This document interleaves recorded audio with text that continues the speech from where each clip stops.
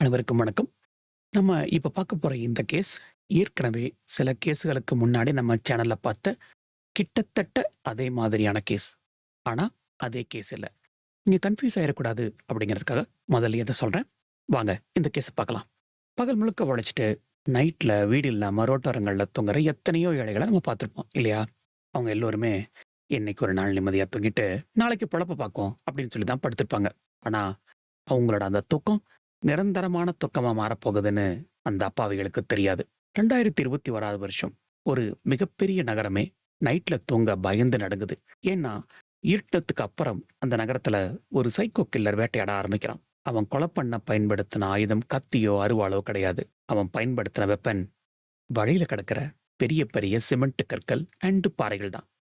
இந்த சைக்கோ எப்படிப்பட்டவன்னா, நைட்ல இருட்டான இடங்கள்ல தூங்கிட்டு இருக்கிறவங்கள மட்டும் குறி வைப்பான். நல்ல ஆழ்ந்த தூக்கத்துல இருக்கிறவங்களோட தலையில எந்த ஈவு இரக்கமும் இல்லாம அந்த பெரிய கல்ல தூக்கி போட்டு மூளைய சுக்கு நூறா செதைச்சு கொள்றது தான் இவனோட ஸ்டைல். இவன் கொலை செஞ்சது எந்த பெரிய பணக்காரங்களையோ எதிரிகளையோ கிடையாது. எந்த முன்விரோதமும் இல்லாத யாருன்னே தெரியாத சாதாரண பிச்சைக்காரங்களை தான் இவன் டார்கெட் பண்ணியிருக்கான். ஏன் தெரியுமா? அவன் இவங்க கிட்ட கேட்ட ரூ. 150 கொடுக்கல. சில பேரு தீப்பெட்டி கொடுக்கல. இப்படி சின்ன சின்ன காரணங்கள். எஸ், நீங்க கேட்டது கரெக்ட் தான். வெறும் ஒரு தீப்பெட்டிக்காகவும், ரூ. 100க்காகவும் நைட்ல தொடர்ச்சியா 4 பேரோட தலையில கல்ல தூக்கி போட்டு கொடூரமான கொலை பண்ணியிருக்கான் இந்த படுபயங்கரமான ஸ்டோர்மேன் கில்லர். யார் இவன்? அவன் எப்படி போலீஸ்ட்ட மாட்டுனான்? ஒரு நகரத்தையே உறைய வச்ச அந்த திடுக்கிடும் ரத்த சரித்திரத்த தான் இப்ப நாம பார்க்க போறோம். அந்த நகரத்த பயப்பட வச்ச அந்த சைக்கோ கில்லரோட பேரு முகமது காதிர். இவனுக்கு வயசு 48. இவனோட சொந்த ஊர் கர்நாடக மாநிலத்துல பீதர் மாவட்டத்துல இருக்கிற பக்தாள் அப்படிங்கிற ஒரு சின்ன கிராமம். காதிரோட குடும்பம் அப்படின்னு பார்த்தா அவனுக்கு மனைவி அண்ட் குழந்தைகள் இருக்காங்க அப்படின்னு போலீஸ் ரெக்கார்ட் சொல்லுது. பட் யார் என்ன டீட்டெயில் அப்படிங்கிறத பொதுவெளியில ரிலீஸ் பண்ணல. அவன் பிழைப்பு இல்லாததுனால, அதாவது அவனோட கிராமத்துல வேலை தேடி தெலுங்கானாவோட தலைநகரமான ஹைதராபாத்துக்கு வந்திருக்கான். ஹைதராபாத்தோட போரபண்டா அப்படிங்கிற ஏரியாவுல தங்கி பகல் நேரங்கள்ல மூட்டை தூக்குற கூலி தொழிலாளியாகவும், சில நேரங்கள்ல ஆட்டோ டிரைவராகவும் வேலை செஞ்சுட்டு இருந்திருக்கான். பார்க்கறதுக்கு ரொம்ப சாதாரணமா ஒல்லியான ஒரு ஆள் மாதிரி தான் இருப்பான். இவன் ஒரு சைக்கோ கில்லர் அப்படின்னு யாருமே கண்டுபிடிக்க முடியாத அளவுக்கு ரொம்ப ரொம்ப ரொம்ப சாதாரணமான ஒரு முகம். ஆனா, இவனுக்கு ஒரு மிகப்பெரிய ஒரு கெட்ட பழக்கம் இருந்திருக்கு. இவன் ஒரு தீவிரமான குடிகாரன். Addicted to alcohol. பகல் முழுக்க கூலி வேலை செஞ்சு சம்பாதிக்கிற காசுல நைட்டு முழுக்க ஒரு லோக்கல் சரக்கு அடிச்சுட்டு முழு போதையில சுத்துறது தான் இவனோட வழக்கம். வாடகை கொடுத்து தங்குற அளவுக்கு இவன்கிட்ட காசு இல்லாததுனால, நைட் நேரங்கள்ல நம்ம பள்ளி ஏரியாவுல இருக்கிற ஏக் மினார் அப்படிங்கிற மசூதி வாசல்ல, இல்லன்னா ரயில்வே ஸ்டேஷன் பக்கத்துல, இல்லன்னா நடைபாதையில இப்படி எங்க இடம் கிடைச்சாலும் படுத்து தூங்குவான். இவன் இப்படி சாதாரணமா தூங்குனா பரவால்ல. போதை தலைக்கேறினதும் நைட் நேரத்துல தனியா படுத்திருக்கிற வயசானவங்க கிட்ட, பிச்சைக்காரங்கிட்ட போய் பணம் கேட்பான். இல்லன்னா தான் வச்சிருக்க பீடிய பத்த வைக்கிறதுக்கு தீப்பெட்டி கேட்பான். அவங்க முழிச்சு பார்த்துட்டு, "என்கிட்ட இல்ல" அப்படின்னு சொன்னாலோ, அல்லது "போடா" அப்படின்னு திட்டினாலோ அவ்வளவுதான். அந்த செகண்ட்ல இவனுக்கு இருக்கிற அந்த கொடூரமான சைக்கோ கில்லர் முழிச்சுப்பான். "எனக்கே நீ காசு இல்லன்னு சொல்றியா? எனக்கு தீப்பெட்டி குடுக்க மாட்டியா?" அப்படின்னு சின்ன சின்ன காரணத்துக்காக அவங்க தூங்குற வரைக்கும் வெயிட் பண்ணுவான். அவங்க தூங்குனதுக்கு அப்புறம் பக்கத்துல கிடக்கிற ஒரு பெரிய சிமெண்ட் கல்ல எடுத்து அவங்க முகத்துல பலமா அடிச்சு மூளைய சிதறடிச்சு கொல்றது தான் இவனோட ரத்த வெறி பிடிச்ச வழக்கம். இந்த ரத்த வெறி பிடிச்ச சைக்கோவோட முதல் வேட்டை எப்படி ஆரம்பிச்சது தெரியுமா? பை த வே, நெறைய கேஸ்ல பார்த்திருக்கோம். கிட்டத்தட்ட எல்லா கேஸ்லயுமே ஒருத்தன் சைக்கோவா மாறுறது அப்படிங்கிறது ஒரு நாள்ல நடக்கிற விஷயம் கிடையாது. காதிரோட கொலவெறி 2021ல ஆரம்பிக்கல. சொல்லப்போனா அவனோட குற்றப் பின்னணி, அதாவது கிரிமினல் பேக்ரவுண்ட் அப்படிங்கிறது 2017ல இருந்தே ஆரம்பிச்சிருக்கு. ஆரம்பத்துல கூலி தொழிலாளியாகவும், ஆட்டோ டிரைவராவும் இருந்த காதிர் முழு நேர குடிகாரனா மாறுனதுக்கு அப்புறம் ஆப்வியஸ்லி அவனுக்கு பண தேவை அதிகமாச்சு. ஸோ 2017வது வருஷம் ஹபீர் நகர் அப்படிங்கிற ஏரியால 2 ஆட்டோக்கள திருடி போலீஸ்ட்ட மாட்டிக்கிட்டான். அந்த 2 ஆட்டோ திருட்டு வழக்குக்காக அவன அரெஸ்ட் பண்ணிட்டு சுமார் ஒரு 6 மாசம் வரைக்கும் ஜெயில்ல இருந்திருக்கான். அந்த தண்டனைய அனுபவிச்சுட்டு வெளிய வந்திருக்கான். அதுக்கப்புறமும் சில சின்ன சின்ன கேஸ்கள்ல மாட்டி 6 மாசம் ஜெயில்ல இருந்துட்டு வெளிய வந்திருக்கான். ஜெயில்ல இருந்து வந்ததும் அவனுக்குள்ள இருந்த அந்த சைக்கோ மறுபடியும் முழிச்சுக்கிறான். அக்டோபர் மாசம் 15ஆம் தேதி 2021வது வருஷம் நாம்பள்ளியில இருக்கிற மூர்கி மார்க்கெட்டுக்கு பக்கத்துல ஒரு சின்ன ஃபுட்பாத்ல ஒருத்தர் தூங்கிட்டு இருந்திருக்காரு. காதிர் மெதுவா அவங்ககிட்ட போய் அவரோட பாக்கெட்ல இருந்த பணத்த திருட பார்த்திருக்கான். பட் அவர் டக்குனு முழிச்சுக்கிட்டு காதிர தடுத்து சண்டை போட்டிருக்காரு. சண்டை நடக்கும்போது ஆத்திரத்துல காதிர் அவர ரொம்ப பலமா கீழ புடிச்சு தள்ளி விட்டுருக்கான். அந்த நபரோட பின்மண்டையில தலையில பலமா அடிபட்டு ரத்தம் வழிய அங்கேயே துடிச்சு இறந்து போறாரு. போலீஸ் முதல்ல என்ன நினைச்சாங்க அப்படின்னா, இது ஏதோ ஒரு சாதாரண விபத்து அப்படின்னு சொல்லி வழக்கு பதிவு பண்ணியிருக்காங்க. ஆனா, அது காதிர் பண்ண கொலை அப்படின்னு சொல்லி யாருக்குமே தெரியல. இந்த கொலை பண்ண தைரியம் காதிருக்கு இன்னும் பெரிய ஒரு வெறிய குடுத்திருக்கு. இது நடந்து சரியா 15 நாள் கழிச்சு காதிரோட வாழ்க்கையில அந்த பயங்கரமான ராத்திரி வருது.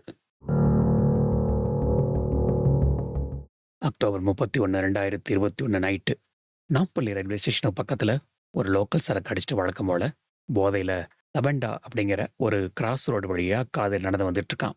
அங்க இருக்கிற ஒரு டிஃபன் சென்டர் வாசல்ல 35ல இருந்து ஒரு 40 வயசு மதிக்கத்தக்க ஒரு நபர் தனியா படுத்து தூங்கிட்டு இருந்திருக்காரு. காதிர் அவரை போய் எழுப்பி பீடி பத்த வைக்க தீப்பெட்டி அப்படின்னு சொல்லி கேட்டிருக்கான். அதுக்கு அவர் எங்கிட்ட இல்ல அப்படின்னு சொல்லிட்டு திரும்ப படுத்து தூங்க போயிருக்காரு. உடனே காதிர், சரி அப்ப எனக்கு கொஞ்சம் காசு கொடு அப்படின்னு சொல்லி கேட்கறான். அதுக்கும் அவர் தர முடியாதுன்னு சொன்னதும் காதிருக்கு செம்ம கடுப்பு. கொஞ்ச நேரம் வெயிட் பண்றான். அந்த நபர் நல்லா ஆழ்ந்து தூங்கினதுக்கு அப்புறம் பக்கத்துல கிடந்த ஒரு பெரிய சிமெண்ட் கல்லை எடுக்கிறான். கொஞ்சம் கூட ஈவு இறக்கமே இல்லாம அவரோட முகத்துல 2 முறை ஓங்கி பலமாட்டிக்கிறான். வழக்கம் போல அவரோட மொளை சிதறி அங்கேயே ரத்த வெள்ளத்துல துடிதுடிச்சு இறந்து போறாரு. கொலை செஞ்சதுக்கு அப்புறம் அவரோட பாக்கெட்ல இருந்து 150 ரூபாய் பணத்தையும் ஒரு குவார்டர் பாட்டிலையும் எடுத்துக்கிட்டு ரொம்ப கேஷுவலா நடந்து போயிருக்கான் காதர். இந்த வெறி அதோட நிக்கல. அன்னைக்கு நைட்டு ஒரு 3:30 மணிக்கு அதே நாம்பள்ளி ஏரியாவுக்கு மறுபடியும் வந்திருக்கான். அங்க காதருக்கு தெரிஞ்ச கஜா அப்படிங்கிற ஒரு ஆட்டோ டிரைவர் ஒரு ஆட்டோ ட்ராலிக்குள்ள படுத்து தூங்கிட்டு இருந்திருக்காரு. காதர் அவர்கிட்ட போய் எனக்கு கொஞ்சம் தூங்க இடம் கொடு அப்படின்னு சொல்லி கேட்டிருக்கான். அந்த காஜா அப்படிங்கிறவருக்கு பயங்கர சர்ப்ரைஸ்.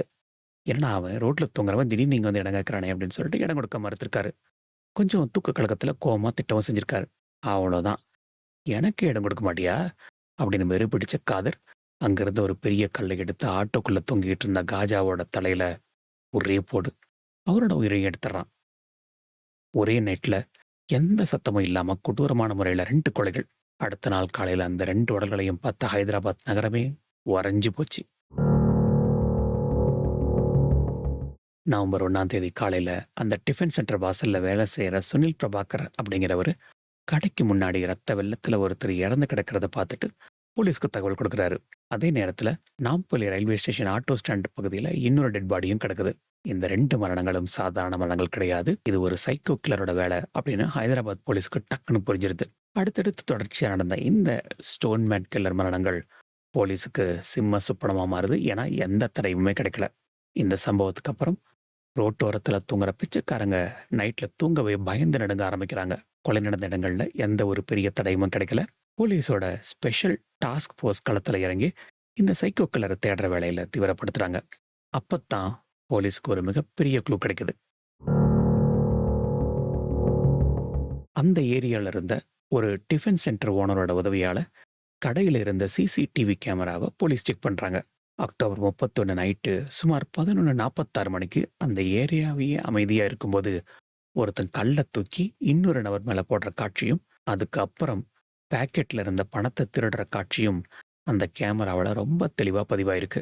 இந்த உருவத்தை வச்சு போலீஸ் தங்களோட இன்டெலிஜென்ஸ் நெட்வொர்க்கை முடுக்கி விடுறாங்க.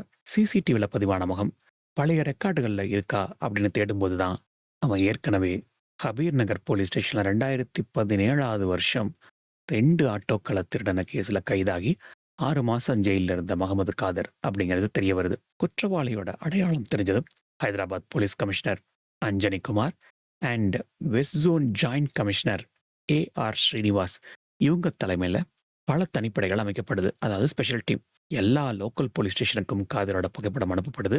சிசிடிவில பதிவான அந்த முகத்தை வச்சு போலீஸ் காதரை தேடி அலைஞ்சிக்கிட்டு இருக்காங்க. அவனோட வழக்கமான இடமான ஏக் மினார் மசூதி அண்ட் நாம்பள்ளி ரயில்வே ஸ்டேஷன் பகுதிகளில் போலீஸ் மப்டியில் கண்காணிச்சிட்டு இருக்காங்க. ஆப்வியஸ்லி போலீஸ் எல்லா இடத்துலையும் விசாரிச்சதுக்கு அப்புறம் அவன் இங்கே தான் ரெகுலராக தங்குறான் அப்படிங்கிறத போலீஸ் கண்டுபிடிச்சிட்டாங்க. ஸோ அந்த இடத்த ஸ்பெஷலாக கவனிக்க ஆரம்பிக்கிறாங்க. நவம்பர் 4ஆம் தேதி 2021 வருஷம் போலீஸ் எதிர்பார்த்த மாதிரியே அடுத்த வேட்டைக்கு காதர் ரெடியாகி வந்துகிட்டு இருக்கான். பப்ளிக் கார்டன் ஏரியாவுக்கு பக்கத்துல அவன் சந்தேகத்துக்கு இடமான முறையில சுத்திட்டு இருக்கிறத பார்த்த ஒரு போலீஸ் இன்ஃபார்மர் உடனே போலீஸுக்கு தகவல் கொடுக்குறாரு. அவ்வளவுதான், அடுத்த சில நிமிஷங்கள்ல ஹபீப் நகர் போலீஸும் ஸ்பெஷல் டாஸ்க் ஃபோர்ஸும் சேர்ந்து அந்த ஏரியாவை ரவுண்ட் அப் பண்றாங்க. எந்த தப்பிக்கிற வழியும் இல்லாம அந்த ஸ்டோன் கில்லர் போலீஸ் கையில கையும் கடவும் மாசிக்கிறான். அவனை அரெஸ்ட் பண்ணி நேரா போலீஸ் ஸ்டேஷனுக்கு கூட்டிட்டு போறாங்க. அங்க நடந்த விசாரணையில போலீஸே எதிர்பார்க்காத பல பகீர் உண்மைகள் காதிர் சொல்ல ஆரம்பிக்கிறான். போலீஸ் அவங்ககிட்ட, டேய் ஏன் அந்த அப்பாவி பிச்சைக்காரங்கள கொன்னேன் அப்படின்னு கேட்டதுக்கு காதிர் எந்த ஒரு குற்ற உணர்ச்சியும் இல்லாம ரொம்ப கேஷுவலா ஒரு வாக்குமூலம் குடுத்துருக்கான். ஆமா சார். அவங்கள நான் தான் கொன்னேன். ஒருத்தங்கிட்ட தீப்பெட்டியும் பணமும் கேட்டேன். குடுக்க முடியாதுன்னு சொன்னான். சொல்லியிருந்தா கூட பரவால்ல. திட்டி வேற விட்டானா? அதான் தூங்குறப்போ கல்ல தூக்கி அவன் மண்டையிலேயே போட்டு மூளைய சிதறடிச்சேன். இன்னொருத்தங்கிட்ட தூங்குறதுக்கு இடம் கேட்டேன். அவன் என்ன விரட்டினான். அதனால அவனையும் பாறாங்கல்ல போட்டு கொன்னுட்டேன். அப்படின்னு ரொம்ப கூலா சொல்லியிருக்கான். போலீஸுக்கு ஷாக் என்னன்னா, அக்டோபர் 31 அன்னைக்கு நடந்த அந்த இரட்டைக் கொலைய தவிர, அக்டோபர் 15 அன்னைக்கு ஊர்க்கி மார்க்கெட்ல நடந்த ஒரு கொலையும், 2019ல நாம்பள்ளியில நடந்த இன்னொரு கொலையும் தான் தான் பண்ணேன் அப்படின்னு சொல்லி மொத்தம் 4 கொலைகள பண்ணதா காதர் ஒத்துக்கிறான். வெறும் ரூ. 150 பணம், ஒரு தீப்பெட்டி, கொஞ்சம் தூங்க இடம். இப்படி ரொம்ப ரொம்ப சாதாரணமான சின்ன விஷயங்களுக்காக 4 பேரோட உசிர எந்த ஈவு இரக்கமும் இல்லாம எடுத்திருக்கான்.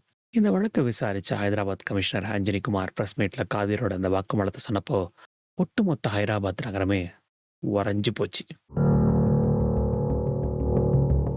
2021ல அரெஸ்ட் பண்ணப்பட்ட முகமது காதிர் மேல ஹபீப் நகர் அண்ட் நாம்பள்ளி போலீஸ் ஸ்டேஷன்ல கடுமையான கொலை வழக்குகள் அண்ட் திருட்டு வழக்குகள் பதிவு செய்யப்பட்டது. ஹைதராபாத் போலீஸ் தங்களோட குற்றப்பத்திரிகையை ரொம்ப ஸ்ட்ராங்கா தயார் பண்ணாங்க. சிசிடிவி ஆதாரங்கள், ரத்தக்கரை படிஞ்ச அவனோட சட்டை, அவனோட வாக்குமூலம், அண்ட் அவன் பயன்படுத்தின அந்த கற்கள் அப்படின்னு எல்லாத்தையுமே நாம்பள்ளியில இருக்கிற கோர்ட்ல போலீசார் சமர்ப்பிச்சாங்க. இந்த வழக்கு பல மாதங்களா கோர்ட்ல நடந்துகிட்டு இருந்தது. ஒரு சாதாரண கோபத்துக்காக எந்த ஈவு இரக்கமும் இல்லாம தூங்குறவங்க தலையில கல்ல போட்டு கொன்ன இந்த சைக்கோவுக்கு சட்டம் என்ன தண்டனை கொடுத்தது தெரியுங்களா? ஜூலை 1, 2023 அன்னைக்கு நாம்பள்ளி நீதிமன்றத்துல நீதிபதி சாய் பூபதி அவர்கள் இந்த வழக்கோட இறுதி தீர்ப்பை வாசிச்சாரு. எந்த ஒரு முன்விரோதமும் இல்லாம தங்களை எதிர்க்க முடியாத நிலைமையில தூங்கிட்டு இருந்த அப்பாவி மக்களை கொன்னது கொடூரமான குற்றம், மன்னிக்க முடியாதது, நிரூபிக்கப்பட்ட குற்றம் அப்படின்னு சொல்லி முகமது காதிருக்கு ஆயுள் தண்டனை கொடுத்து அதிரடியா தீர்ப்பளிச்சாரு. ஒரு தீப்பெட்டிக்காகவும் கொஞ்சம் பணத்துக்காகவும் கொலை பண்ணவன் இப்போ ஜெயில் கம்பிக்குள்ள தன்னோட கடைசி நாட்களை நீக்கிட்டு இருக்கான். காதிர் அரசு செய்யப்பட்டாலும் அவனால கொல்லப்பட்ட அந்த 4 ஏழைகளோட உயிரை யாராலையுமே திருப்பி கொடுக்க முடியாது. இந்த கேஸ் நமக்கு சொல்லிக் கொடுக்கிற பாடம் ரொம்ப பெருசு. போதைப்பழக்கம் ரொம்ப கொடுமையானது. ஒரு மனுஷனை எப்படிப்பட்ட கொடூரமான சைக்கோவை மாத்தும் அப்படிங்கிறதுக்கு காதிரோட இந்த குடிப்பழக்கம் ஒரு பெஸ்ட் எக்ஸாம்பிள்.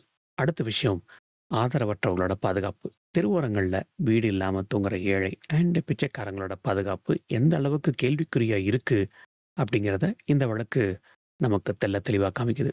ரொம்ப பழசு கூட இல்ல. வெறும் 2021ல நடந்தது. இப்பவும் சூழ்நிலையில எந்த மாற்றமும் இல்ல. அதே போல சின்ன பணம், ஒரு தீப்பெட்டி, கொஞ்ச இடம், இந்த மாதிரி ரொம்ப சாதாரணமான காரணங்களுக்காக எனக்கே கொடுக்க மாட்டியா அப்படிங்கிற அந்த ஈகோ போதையில ஒருத்தன் எவ்வளவு பெரிய சைக்கோவா மாறி இருக்கான் அப்படிங்கிறத பார்த்தீங்க இல்லையா? நம்மளை சுத்தி எத்தனையோ முகமது காதர்கள் இருக்காங்க அப்படின்னு நமக்கு தெரியாது. ஸோ நைட் நேரங்களில் வெளியே போகும்போது ரொம்ப கவனமா இருங்க மக்களே. இந்த கேஸ் ஸ்டடி உங்களுக்கு ஒரு புதுவிதமான பார்வையை கொடுத்துருக்கும் நம்புறேன். வேற ஏதாவது சுவாரஸ்யமான இல்லை மர்மமான வழக்கை பற்றி நம்ம டிஸ்கஸ் பண்ணலாம் அப்படின்னு நீங்கள் ஆசைப்பட்டா அதை கீழே இருக்கிற கமெண்ட் பாக்ஸில் சொல்லுங்கள். இந்த வீடியோ உங்களுக்கு பிடிச்சிருந்தா லைக் பண்ணுங்கள், உங்களோட ஃப்ரெண்ட்ஸ் அண்ட் ஃபேமிலிக்கு ஷேர் பண்ணுங்கள், உங்களோட கருத்துக்களை கமெண்ட் பண்ணுங்கள். இன்னும் சப்ஸ்கிரைப் பண்ணாமல் பார்க்குறீங்க அப்படின்னா மறக்காமல் சப்ஸ்கிரைப் பண்ணுங்கள். மறுபடியும் ஒரு இன்ட்ரெஸ்டிங்கான ரியல் இன்சிடென்ட்ல சந்திப்போம். அது வரைக்கும் உங்களோட உடல் நலத்தையும் மனநலத்தையும் பத்திரமா பார்த்துக்கோங்க.